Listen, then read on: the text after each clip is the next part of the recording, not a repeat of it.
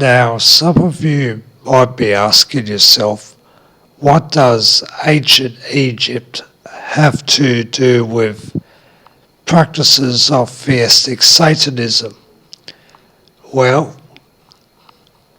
it's really the occult knowledge, if anything. We have magical practices and you could say societies from ancient Egypt, and they are still operating today.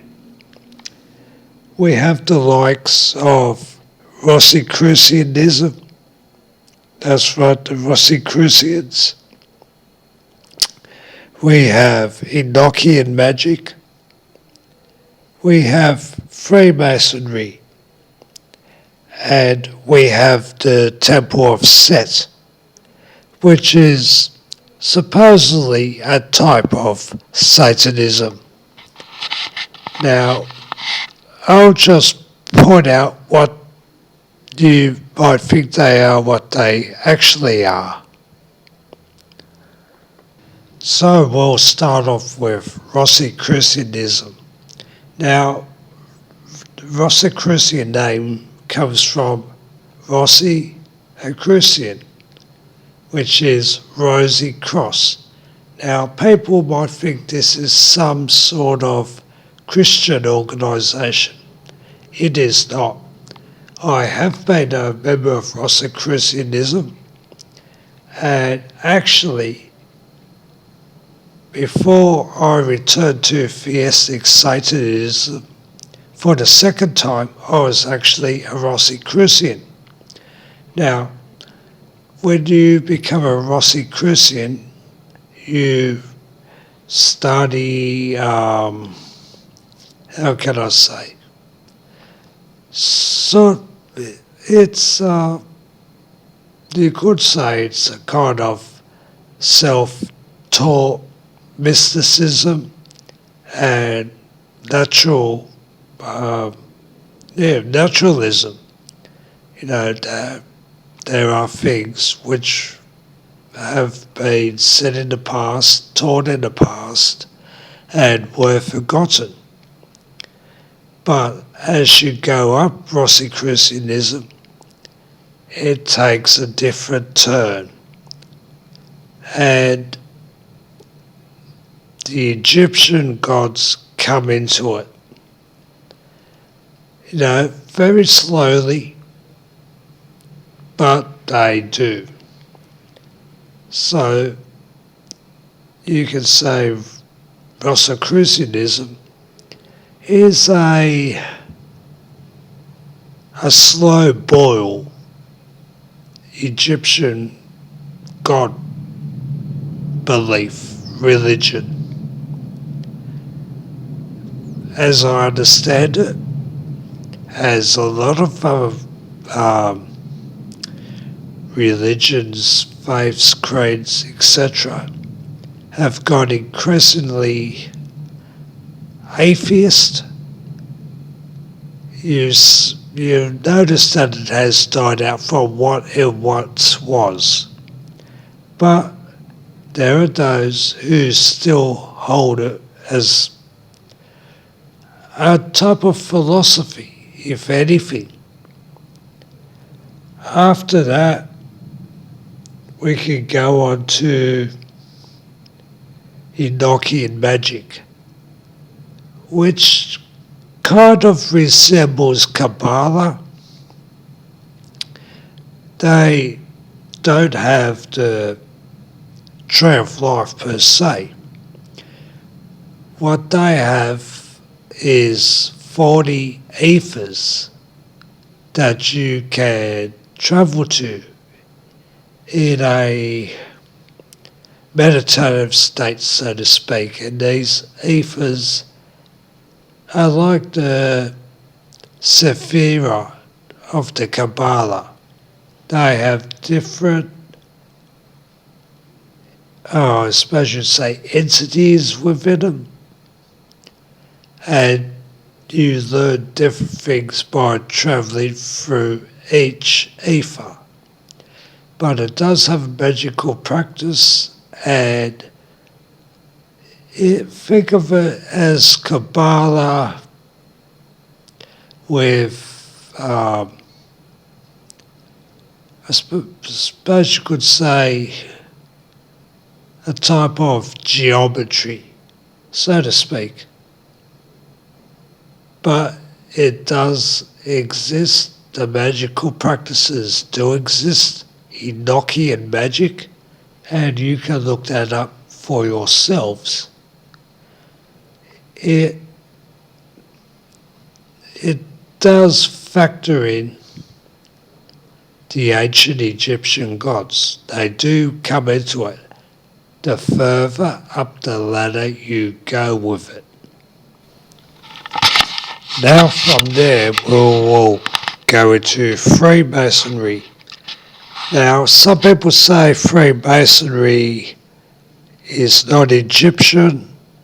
I myself believe that it is most probably of Egyptian origin, but it's factors in things from ancient Greece and ancient Rome and other nearby civilizations at the time.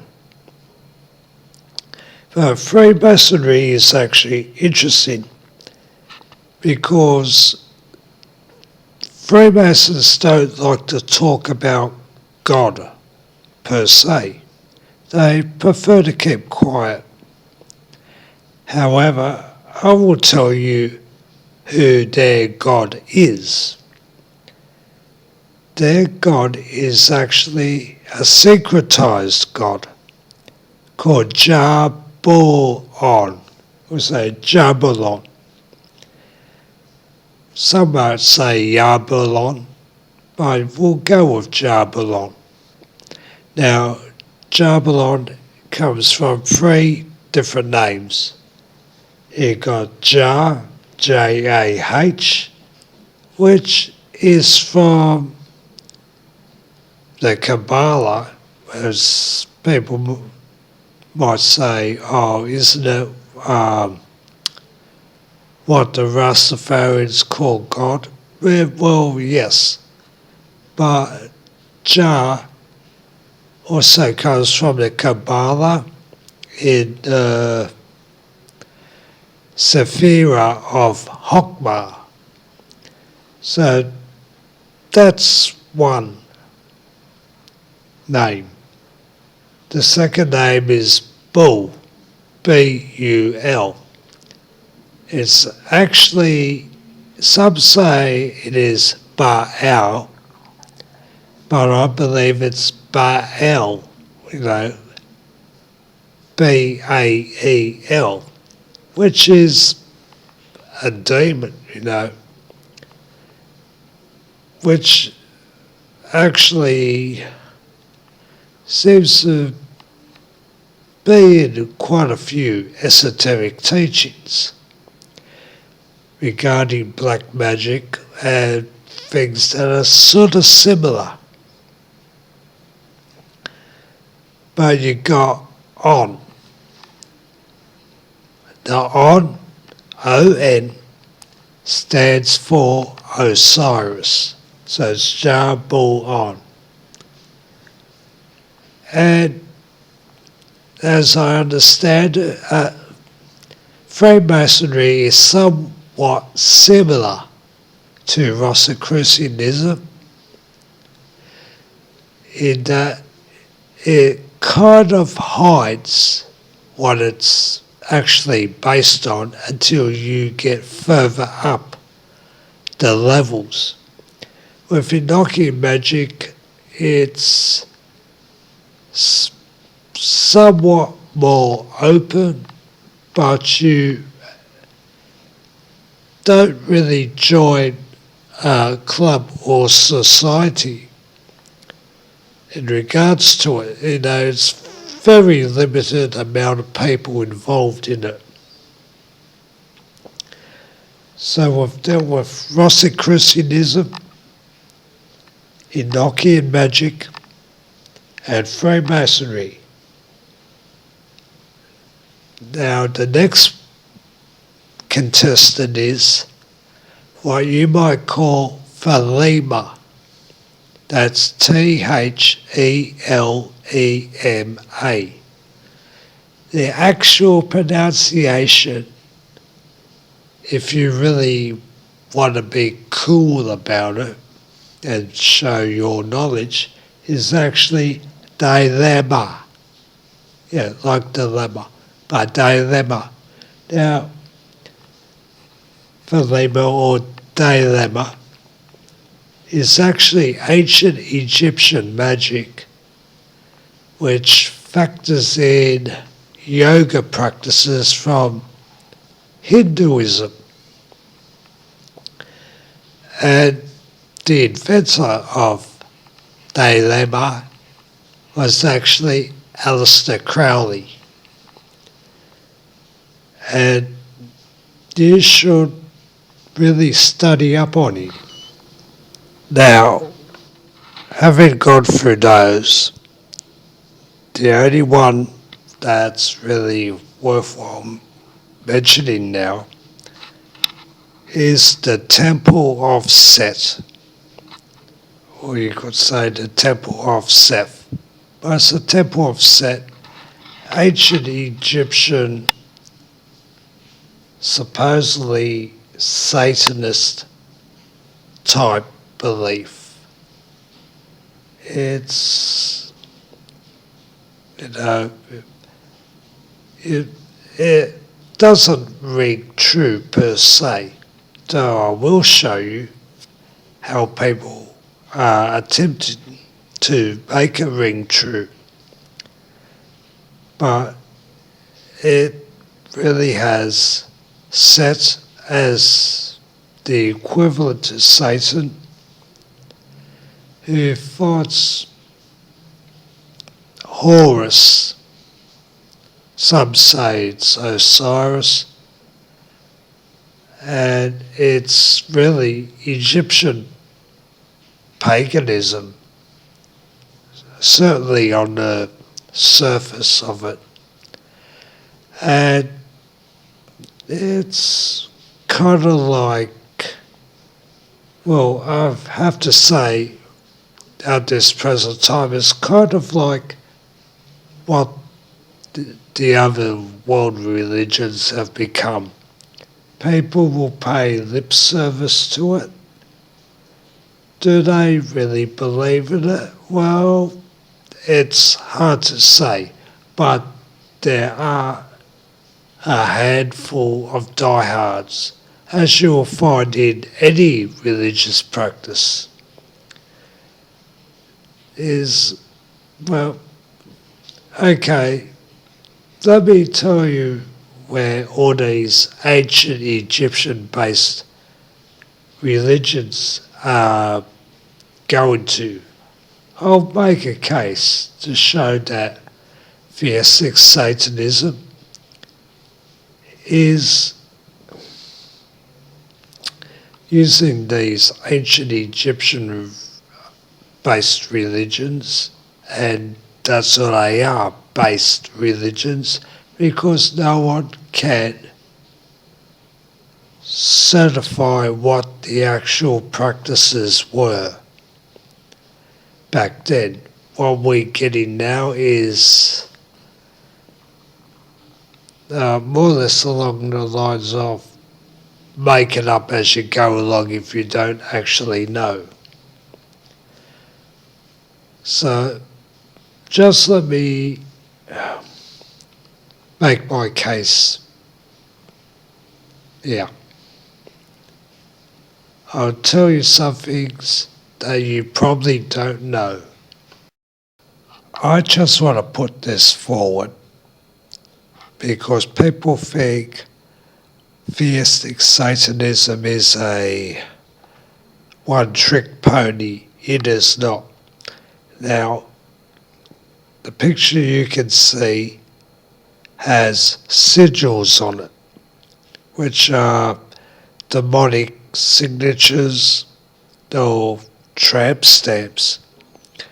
Now, you'll see in these ones you'll have Set, but I'll show you the others. Now, these sigils are actually from the Goetia, which is a theistic Satanist, I suppose you could say a magic system. It is the opposite to the Shemha Mefresh, as you would find associated with the Kabbalah. So you have people who are using these demonic sigils and thinking they are actually ancient Egyptian type god symbols when they are not. Some of you may be thinking, who would be stupid enough to fall for this? Well, the fact is, the issue of theistic Satanism, or indeed anything ancient, isn't really a factor in education these days. It's more about transgender and politically correct stuff.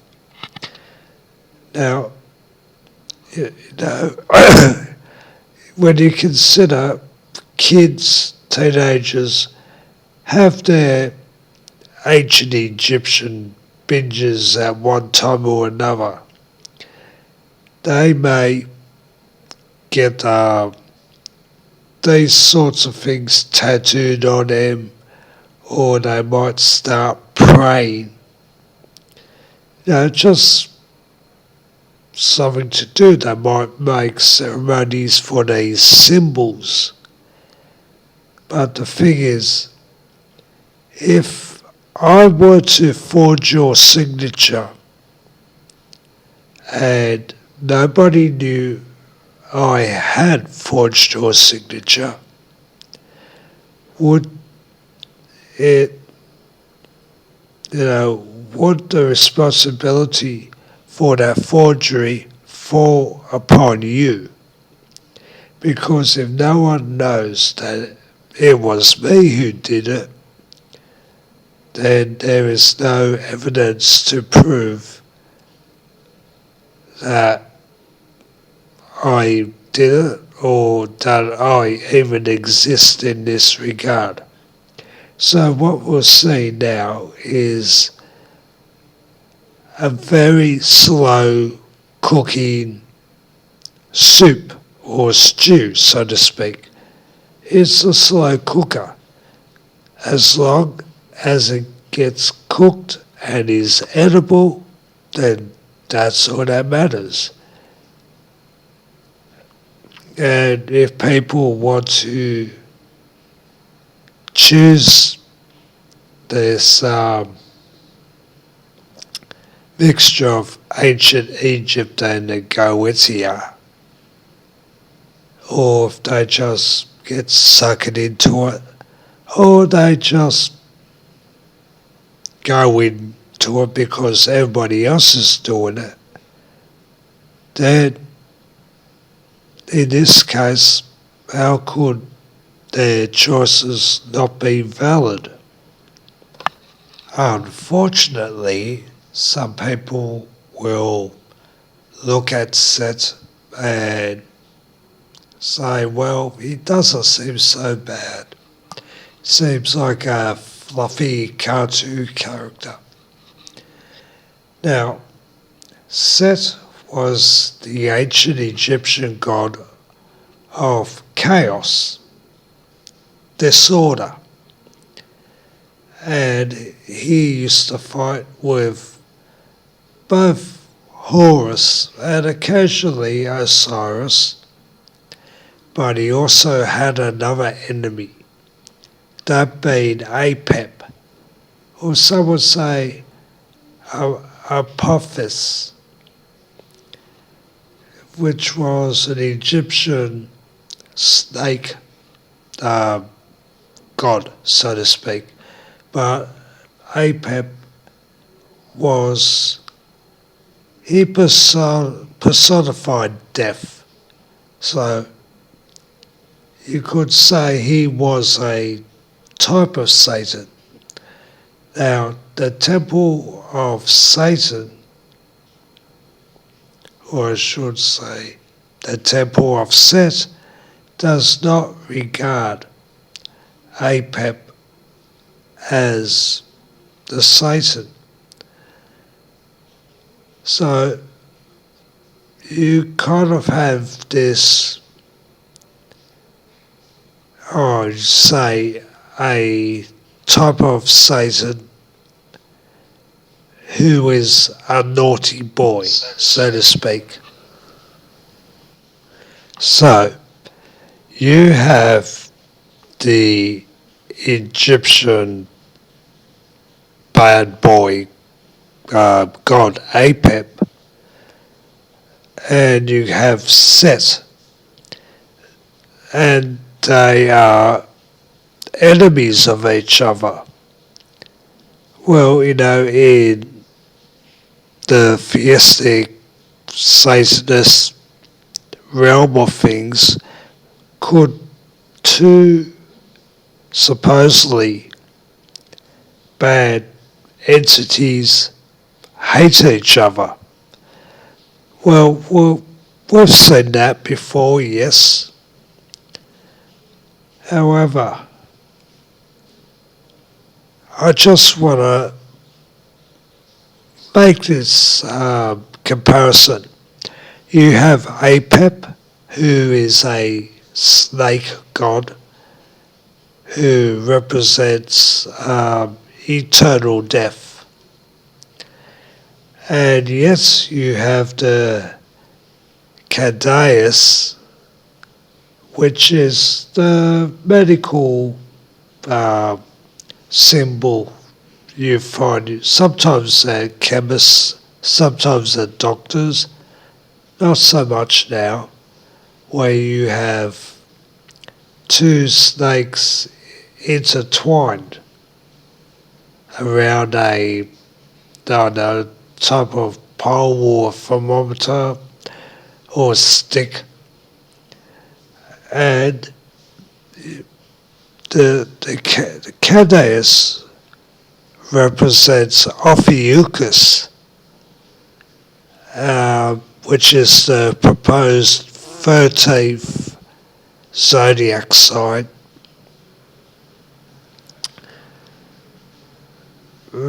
Whether this is supposed to be an opponent or a complementary type figure, I don't know, and I'm not going to waste time arguing over it. But with Set, who is the ancient Egyptian god associated with disorder, the rebellion, anarchy, so to speak, who bears a very strong, characteristic comparison with Eris from ancient Greece, ancient Greek goddess. So you really have a type of jigsaw puzzle forming together by the blending in of various pagan beliefs and the syncretization of various gods from those beliefs, which occurred over a wide range of various populations. And syncretization does work. It's true, much like voodoo and the various South American and Central American and indeed Caribbean practices, which are a combination of African practices and Catholicism. It is organized but yet retains a type of, I suppose you would say, a type of anarchy, a type of